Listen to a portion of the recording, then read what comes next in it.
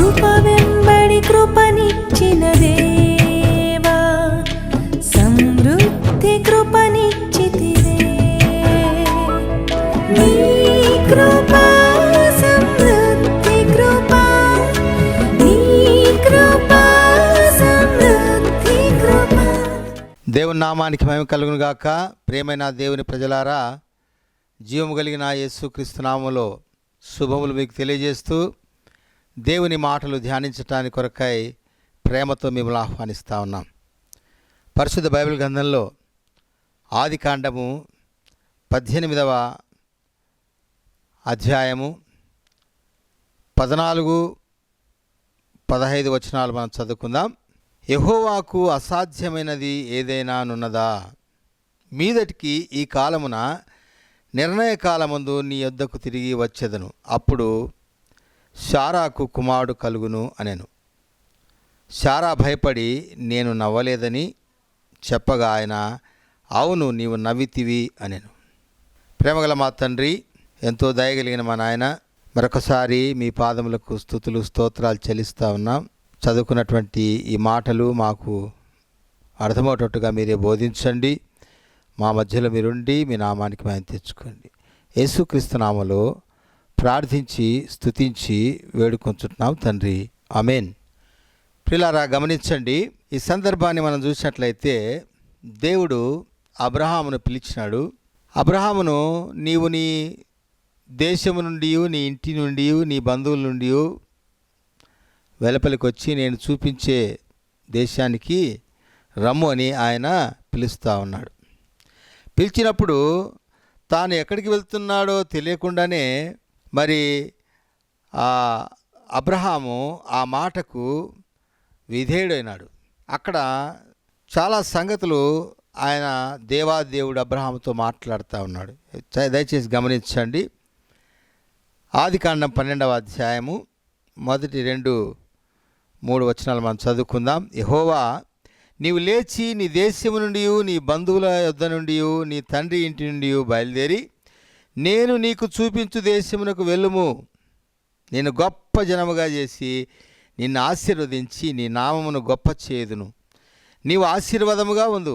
నిన్ను ఆశీర్వదించు వారిని ఆశీర్వదించెదను, నిన్ను దూషించు వారిని శపించెదను.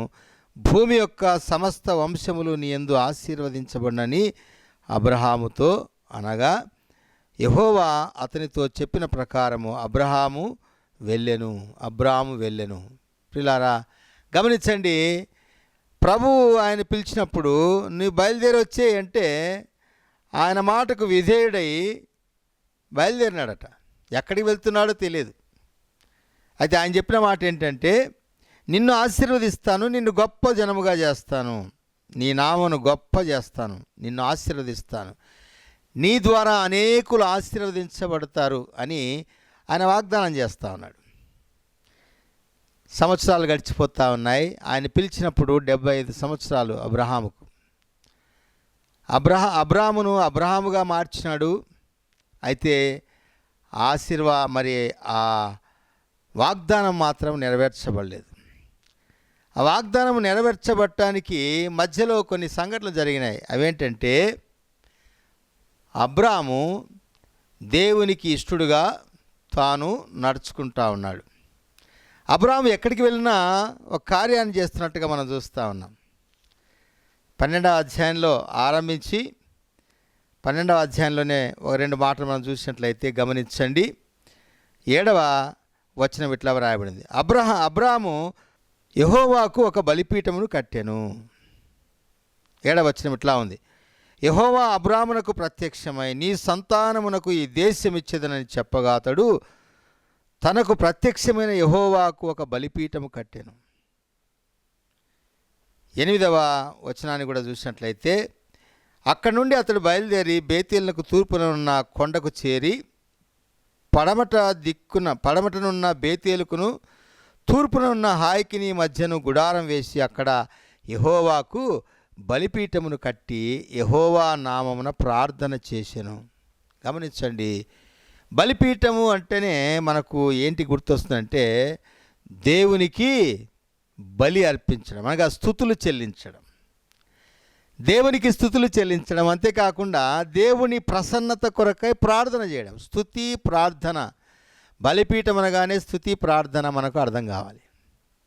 స్తుతించేవారుగా మనం ఉండాలని, ప్రార్థన చేసి ఆయన దగ్గర నుంచి పొందుకోవాలని దేవుడు మన పట్ల దయగలిగి అనేకమైన వాగ్దానాలు ఇస్తూ ఉన్నాడు. ఇక్కడ అబ్రాహాముకు కూడా వాగ్దానం ఇచ్చినాడు.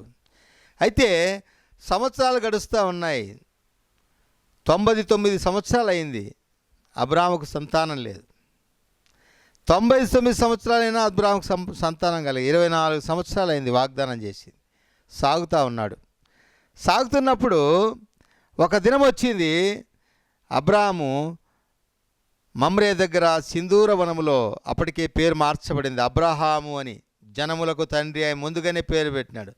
జనము లేకుండానే, కుమారులు లేకుండానే ఆయనకు జనములకు తండ్రి అని ఆయనకు పేరు పెట్టినాడు.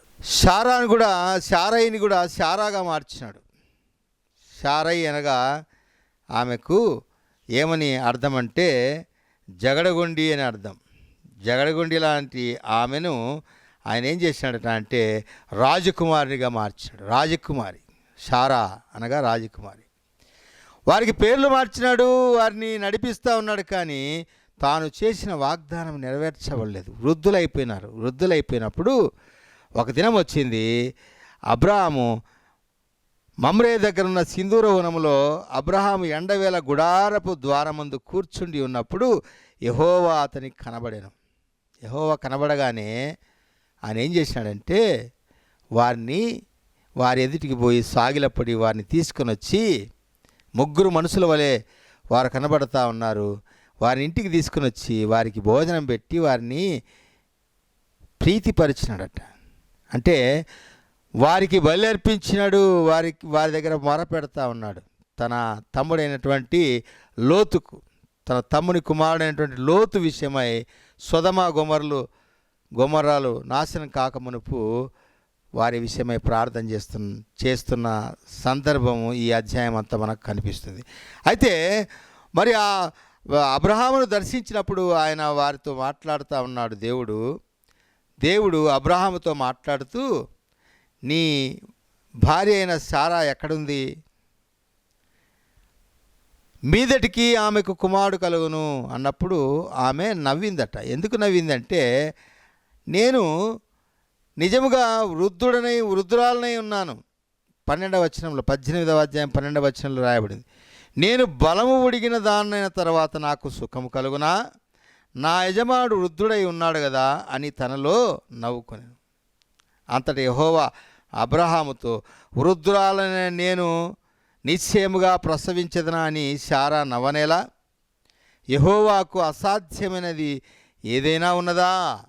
గమనించండి, దేవునికి అసాధ్యమైన కార్యము ఏదీ లేదని ప్రభువు మనతో మాట్లాడుతాడు. ఇర్మియా గ్రంథంలో ఒక మాట మనం చూస్తాం చూడండి. ఇదే మాట 32వ అధ్యాయం 27వ వచనంలో ఆయన ఇట్లా చెప్తా ఉన్నాడు. అంతటా యెహోవాకు ఇర్మియాకు ప్రత్యక్షమై ఇలాగు సెలవిచ్చెను, నేను యెహోవాను, సర్వ శరీరులకు దేవుడను, నాకు అసాధ్యమైనది ఏదైనా ఉండునా? నేను యెహోవాను, నేను ఉన్నవాడను, సర్వ సృష్టికి కారణభూతుడని నేనే, సమస్తమును సృష్టించిన వాడని నేనే, భూమిని అందలి సమస్తమును, మానవుని అంతర్నిర్మాణము చేసిన వాడిని నేనే. దావీదు భక్తుడు అంటాడు కదా 139వ కీర్తనలో, అయ్యా నీవు నన్ను కలుగజేసిన విధము చూడగా నాకు భయమును ఆశ్చర్యమును కలుగుచున్నవి. ఎందుకనగా నా అంతరింద్రియములను నీవు ఎలాగ చేసినావో వాటిని ఆలోచన చేస్తేనే నాకు భయం కలుగుతాను, ఆశ్చర్యం వేస్తూ ఉందని ప్రభువును ఆరాధిస్తున్నట్టుగా మనం చూస్తాము. కాబట్టి అలాంటి ఉన్నవాడు అన్నటువంటి ఆ దేవుడు, సర్వశక్తిమంతుడైన దేవుడు ఇర్మియాకు చెప్తా ఉన్నాడు, నేను యెహోవాను, సర్వ శరీరులకు దేవుడను, నాకు అసాధ్యమైన కార్యము ఏదైనా ఉన్నదా?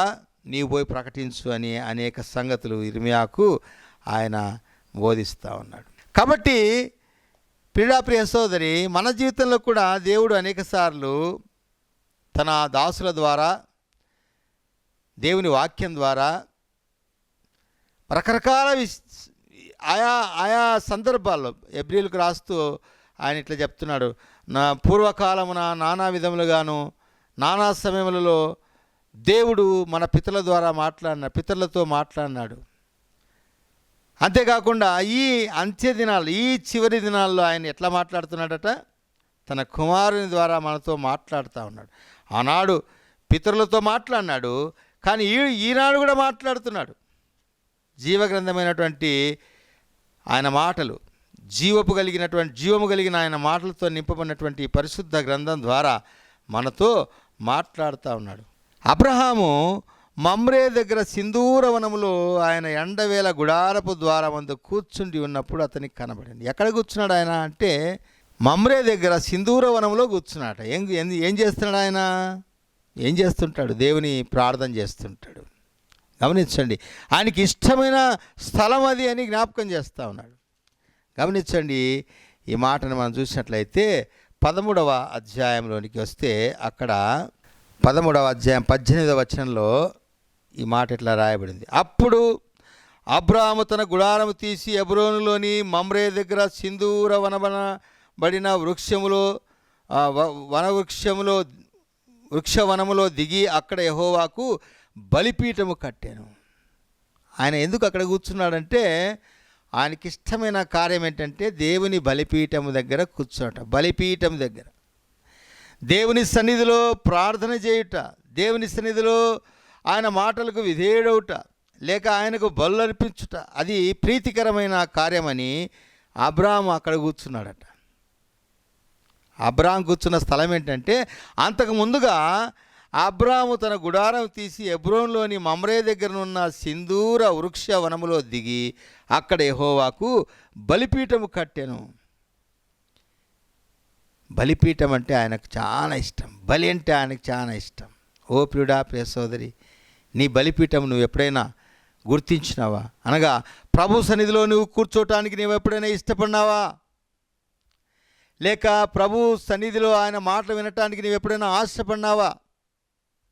నీవు ఇష్టపడి నీవు ఆశపడినట్లయితే ప్రభు అంటా ఉన్నాడు కదా, నీకు నేను ఇచ్చిన వాగ్దానం నెరవేరుస్తానంటున్నాడు. అబ్రహాము జీవితంలో అదే జరిగింది. ఆయన వస్తున్నాడు, ప్రయాణమై ఆయన పిలిచినప్పుడు విశ్వాసంతో సాగుతూ ఉన్నాడు. ఈనాడు విశ్వాసులకు తండ్రి అని పిలువబడతా ఉన్నాడు. విశ్వాసులకు తండ్రిగా పిలువబడినాడు కనుకనే దేవుని నీతిగా మార్చమన్నాడు, నీతిమంతుడుగా ఆయన మార్చమన్నాడు. ఆయనకు మరి అవకాశం లేనప్పుడు, నిరీక్షణ లేని కాలంలో సైతము ముసలితనములో ఆయనకు నవ్వు తెచ్చే కుమారుని ఇస్సాకును దేవాదేవుడు ఇచ్చినట్టుగా మనం చూస్తూ ఉన్నాం. అయితే ఇప్పుడు ఆయన ఎక్కడ కూర్చున్నాడంటే మమ్రే దగ్గర సింధూర వృక్షవనములో కూర్చుని ఉన్నాడు. కూర్చున్నప్పుడు దేవుడు ప్రత్యక్షమై ఆయన అక్కలు తీర్చాడు. ఆయన అక్కలు తీర్చడమే కాకుండా 18వ అధ్యాయంలో చూసినట్లయితే చూడండి, శారా నవ్వనేలా అని చెప్పి నాకు అసాధ్యమైంది ఏదైనా ఉన్నదా అని ఆయన అన్న తర్వాత గమనించండి, 17వ వచనంలో చూసినప్పుడు 16, 17 వచనంలో అప్పుడు ఆ మనుష్యులు అక్కడి నుండి లేచి సొదమ తట్టు చూచిరి.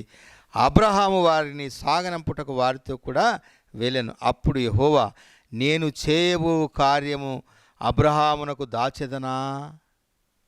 గమనించండి, ఇక్కడ ఆయన చేయబోయే కార్యాలన్నీ చూడండి, దేవునికి ఎన్ని కార్యాలు ఉంటాయో, దేవునికి ఎన్ని ప్రణాళికలు ఉంటాయో, అన్ని ప్రణాళికల కంటే తన మీద విశ్వాసం వచ్చిన వారి అక్కలు తీర్చడము ఆయన గొప్ప ఇష్టమైనటువంటి కార్యం. తాను స్వహస్తములతో నిర్మించుకున్న ఈ మనుష్యుని తిరిగి మహిమతో నింపటానికి కొరకై, పాపములో ఉన్న మనుషుని తిరిగి సమకూర్చి నిత్యరాజ్యంలో చేర్చుట, అది ప్రాముఖ్యమైన విషయం ప్రభువుకు. అందుకని ఆయన చెప్తా ఉన్నాడు, వారికి ఇచ్చిన వాగ్దానంలో నెరవేర్చబడమే కాకుండా నేను చేయబోయే కార్యాన్ని అబ్రహాముకు చెప్పకుండా నేను దాస్తానా? తప్పకుండా చెప్తానంటా ఉన్నాడు. ఓ ప్రియుడా, ప్రియ సోదరి, నీవు బలిపీఠం దగ్గర కూర్చుంటే, లేక బలి అర్పించటానికి ప్రభు సన్నిధిలో ప్రార్థించటానికి నీవు కూర్చున్నట్లయితే అప్పుడు ప్రభువు నీతో కూడా మాట్లాడతాడు. ప్రభువు నీతో మాట్లాడతాడు, అద్భుతములు నీ జీవితంలో చేస్తాడు. ఆయన వాగ్దానములని నెరవేర్చడానికి శక్తిమంతుడు.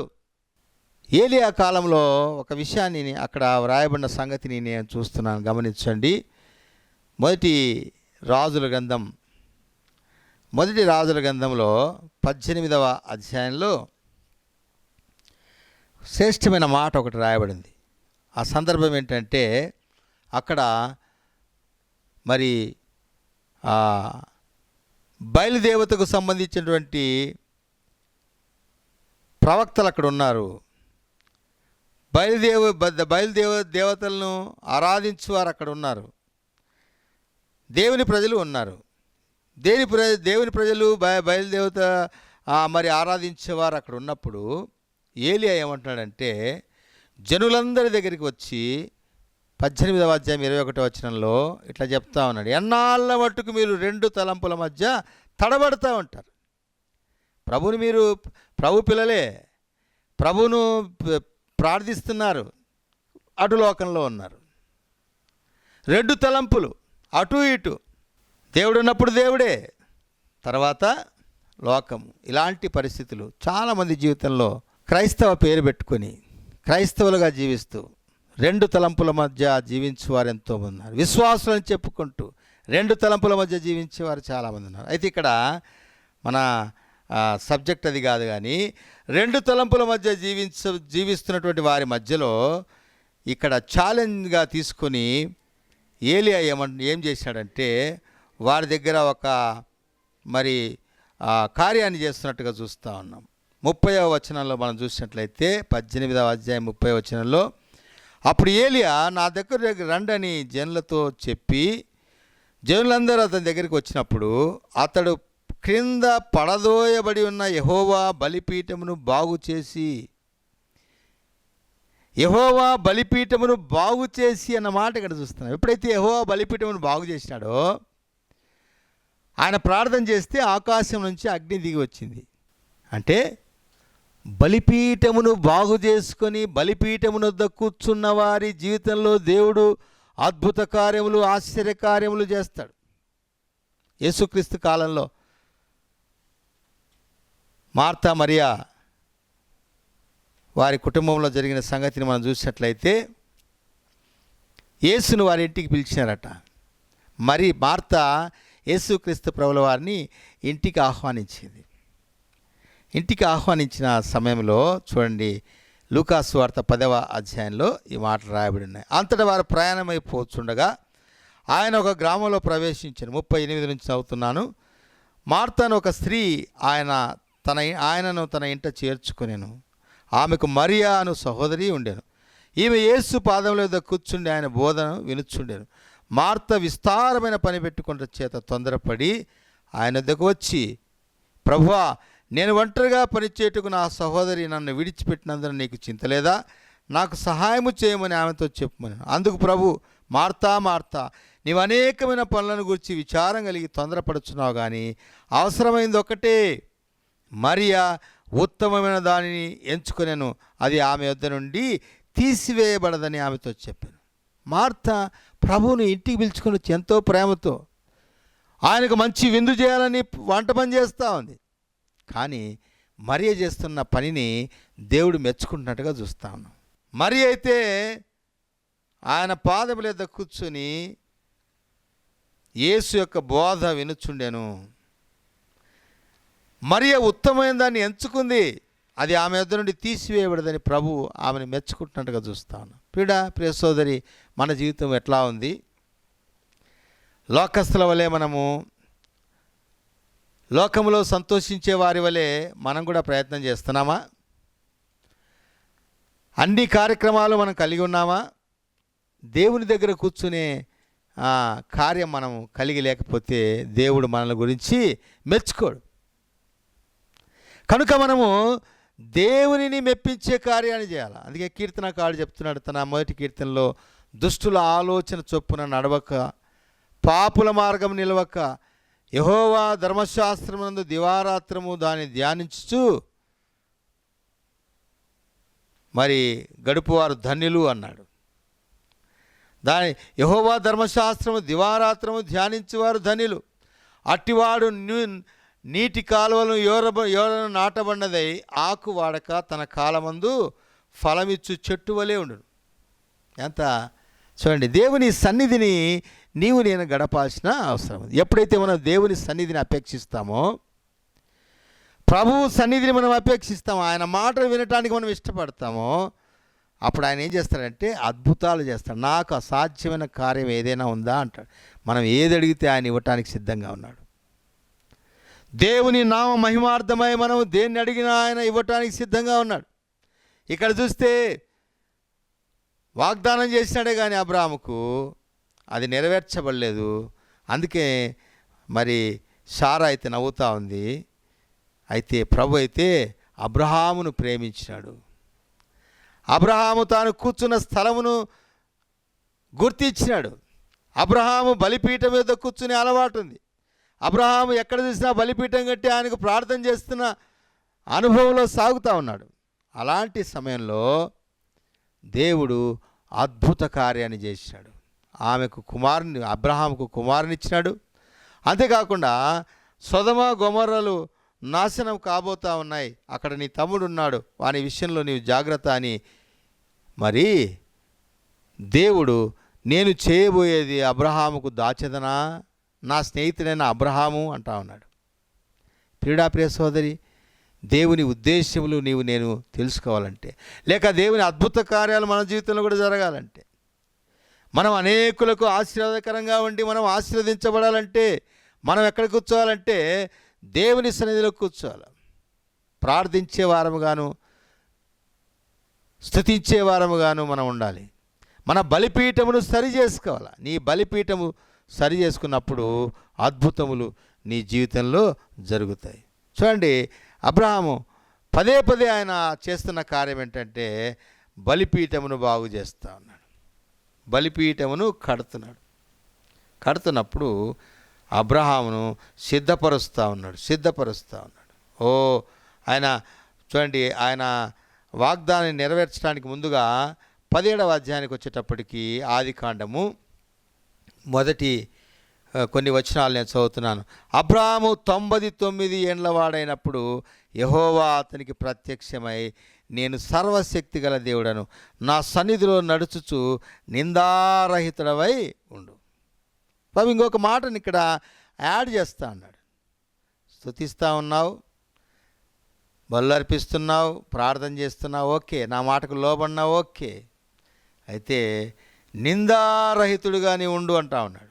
ఇది చాలా ప్రాముఖ్యమైన విషయం. మన జీవితంలో నిందారహితులుగా మనం జీవించడానికి ప్రయత్నం చేయాలి. ప్రభువును గణపరుస్తుండవచ్చు, కానుకలు సమర్పిస్తూ ఉండవచ్చు, దేవుని మందిరానికి మానక వెళ్తూ ఉండవచ్చు. అయితే నిందారహితమైన జీవితం, లోకములో సాక్ష్యము కలిగిన జీవితం మనం కలిగి ఉండాలి. అప్పుడు ఆయన ఏం చేస్తాడట అంటే నా నిబంధన స్థిరపరుస్తానంటాడు. అంతేకాకుండా నిన్ను ఆశీర్వదిస్తానని 5వ వచనంలో చెప్తా ఉన్నాడు. నిందారహితుడిగా ఉండాలని ఆయన కోరుతాను. ఎందుకంటే ఆయన పరిశుద్ధుడు కనుక మనం కూడా పరిశుద్ధులుగా ఉండాలని ఆయన కోరుతా ఉన్నాడు. పిల్లారా, అపోస్తలుడైన పేతురు ఒక చక్కటి మాటను జ్ఞాపకం చేస్తూ ఉన్నాడు. గమనించండి, విశ్వాస యాత్రలో మనం ఉండాల్సినటువంటి విషయాన్ని జ్ఞాపకం చేస్తున్నాడు. ఇక్కడ 3వ అధ్యాయం, 1 పేతురు 3వ అధ్యాయము 8 నుంచి కొన్ని మాటలు చూసినట్లయితే, తుదకు మీరందరూ ఏక మనస్కులై ఒకరి సుఖదుఖములందు ఒకరు పాలుపడి సహోదర ప్రేమ గలవారును కరుణాచిత్తులను వినయ మనస్కులై ఉండి ఆశీర్వాదమునకు వారసులగుటకు మీరు పిలువబడితిరి గనుక కీడునకు ప్రతి కీడు అయినను దూషణకు ప్రతి దూషణను చేయక దీవించుడి. జీవమును ప్రేమించి మంచి దినములు చూడగోరువాడు చెడ్డదాన్ని పలకుండా తన నాలుకను, కపటపు మాటలు చెప్పకుండా తన పెదవులను కాచుకొనవలెను. కీడు నుండి తొలగి మేలు చేయవలను, సమాధానం వెతికి దాన్ని వెంటాడవలెను. చూడండి, నిందారహితులుగా మనం ఉండాలంటే మొట్టమొదట మన నాలుకను జీవమును ప్రేమించేవారుగా, దేవుని ప్రేమించేవారుగా, దేవుణ్ణి ఆశ్రయించి ఆయన వాగ్దానములకు వారసులమని చెప్పుకునే వారముగా మనం ఎట్లా ఉండాలట అంటే సాక్ష్యము కలిగిన వారముగా ఉండాలి. సాక్ష్యము కలిగిన వారముగా, కీడు నుంచి తొలగిపోవాలా, సమాధానం వెదకి దాన్ని వెంటాడాలని జ్ఞాపకం చేస్తాడు. ఎప్పుడైతే అబ్రహాము మరి ఈ మాటకు లోబడినాడో, లోబడి మరి ఆ 18వ అధ్యాయం 1వ వచనంలో చూసినట్లుగా ఆయన మరి మమ్రే దగ్గర గుడారం వేసుకొని గుడారపు వాకిట్లో ఆయన కూర్చొని ఉన్నప్పుడు దేవుడు ఆయనతో మాట్లాడి ఆయనకు తన వాగ్దానాన్ని నెరవేర్చి వెళ్ళిపోయినట్టుగా చూస్తూ ఉన్నాం. యోబు భక్తుడు ఒక మాట చెప్తున్నాడు చూడండి, 42వ కీర్తన 42వ అధ్యాయము 42వ అధ్యాయము మొదటి 2 వచనాలు ఇట్లా రాయబడి, అప్పుడు యోబు యెహోవాతో ఇలాగ ప్రత్యుత్తరం ఇచ్చి, నీవు సమస్త క్రియలు చేయగలవనియు నీవు ఉద్దేశించిన ఏది నిష్ఫలము కానేరదనియు నేను ఇప్పుడు తెలుసుకుంటుంది. యోబుకు సమస్యలు వచ్చినాయి, పరిశోధించినాడు దేవుడు. యోబు నీతిమంతుడే, నిందారహితుడే. అయితే దేవుడు పరిశోధించినప్పుడు యోబు నిలబడినాడు, మధ్యలో కొన్ని మాటలు దొర్లినాయి, కఠినముగా మాట్లాడాల్సి వచ్చింది. అలాంటి సమయంలో తను తాను ప్రత్యక్షపరుచుకున్నాడు. ఎందుకంటే నీతిమంతుని మొరలు ఆలకించువాడు ఆయన. నీతిమంతుని గుడారంలో ఆయన వారిని దర్శించడానికి వస్తాడు. అందుకని మాట్లాడినప్పుడు వెంటనే చెప్తున్నాడు, ప్రభువా నీవు సమస్త క్రియలు చేయగలవనియు నీవు ఉద్దేశించి ఏది నిష్ఫలము కానేరదనియు నేను ఇప్పుడు తెలుసుకున్నాను. ఓ ప్రియ సోదరి, నీవెలా ఉన్నావు? నీ బలిపీఠం నీవు సరి చేసుకుంటున్నావా? దేవుని సన్నిధిలో గడపడానికి నీవు ఇష్టపడుతున్నావా? వాగ్దానాలు ఎన్నో ఉన్నాయి. దేవుడు ప్రతి వాగ్దానం, గ్రంథ వాగ్దానములన్నీ నావి అని మనం పాటలు పాడుకుంటాం. వాస్తవమే, యేసుక్రీస్తునందు ప్రతి వాగ్దానము మనవే. పాపి రక్షింపబడి నిత్యరాజ్యానికి చేర్చే వాగ్దానం కంటే, అంటే గొప్ప రక్షణ అన్నటువంటి వాగ్దానం కంటే, వాగ్దానం నెరవేర్చబట్ట కంటే ఇంకేది గొప్పది చెప్పండి? తాత్కాలికమైనటువంటి ఈ వసతుల వాటన్నిటికంటే శ్రేష్టమైనటువంటి గొప్ప రక్షణే మనకిచ్చినాడు. వాగ్దానం నెరవేర్చడానికి ఆయన శక్తిమంతుడు, నిన్ను రక్షించడానికి శక్తిమంతుడు. అందుకే పరలోకం నుంచి ఈ లోకానికి దిగి వచ్చినాడు. ఆయన నిన్ను రక్షించడానికి తన ప్రాణాన్ని పెట్టినాడు. ఆయన సన్నిధిలో నీవు కూర్చోటానికి నీవు ఇష్టపడుతున్నావా? ఆయన గణపరచడానికి నీవు ఇష్టపడుతున్నావా? ఇష్టపడకపోతే ప్రభు మనల్ని బట్టి సంతోషించాడు. నువ్వు ఆయన గుడారం దగ్గర కూర్చోవాలి. మరియా ఉత్తమమైన దాన్ని ఎంచుకుంది అన్నాడు మార్తతో. అబ్రహామును అన్నాడు, నేను దీవిస్తున్నా అన్నాడు. అంతేకాకుండా నేను చేయబోయేది అబ్రహాముకు చెప్పకుండా మాంతానా అన్నాడు. ఓ ప్రియ సోదరి, నీతో ప్రభు నడవాలంటే, ప్రభు నిన్ను అద్భుతములకు ఆశ్చర్యకార్యములకు నిన్ను వారసునిగా చేయాలంటే ప్రభు సన్నిధిలో నీవు నడుచు. ఈ సంవత్సరం గతించిపోతుంది, మరొక నూతన సంవత్సరంలో మనం అడుగుపెట్టబోతూ ఉన్నాం. సంవత్సరముల వెంబడి సంవత్సరాలు జరిగిపోతూ ఉన్నాయి, పండుగల వెంబడి పండుగలు చేసుకుంటా ఉన్నాం. అయితే ప్రభుతో నీవు నడుస్తున్నావా? నీ బలిపీఠమును సరి చేసుకోవడానికి నీవు ఇష్టపడినావా? దేవుడు తన వాగ్దానం నెరవేర్చడానికి రెడీగా ఉన్నాడు. ఆయన దగ్గరికి రా, నిన్ను నీవు సరి చేసుకో, అప్పచెప్పుకో. అప్పుడు ఆయన నిన్ను సరిచేసి తన ప్రశస్తమైన రక్తం చేత తిరిగి నిన్ను పురికొల్పి రక్షించి నిత్య రాజ్య వారసునిగా నిన్ను చేస్తాడు. ఆశీర్వాదములకు కారణముగా నిన్ను చేస్తాడు. నిన్ను బట్టి అనేకులు ఆశీర్వదించబడతారు. అట్టి శ్రేష్టమైన భాగ్యము నీకు కావాలంటే ప్రభువైన యేసునందు విశ్వాసం ఉంచు, ఆయనకు లోబడు. అప్పుడు నీవే కాదు, నీ ఇంటివారు రక్షించబడి ఆశీర్వదించబడతారు, కారణంగా ఉంటారు. దేవుడు అట్లు మనకు సాయం చేయనుగాక. ప్రేమగల మా తండ్రి, ఈ మాటలు మీరు దీవించండి, ఆశీర్వదించండి. ఒక్కొక్కరి హృదయంలో నాటి ఫలింపచేయండి, మేలు కలిగించండి, ఆశీర్వదించండి. యేసు నామములో ప్రార్థించి వేడుచున్నాం తండ్రి. Amen, amen. Praise the Lord. నీ కృప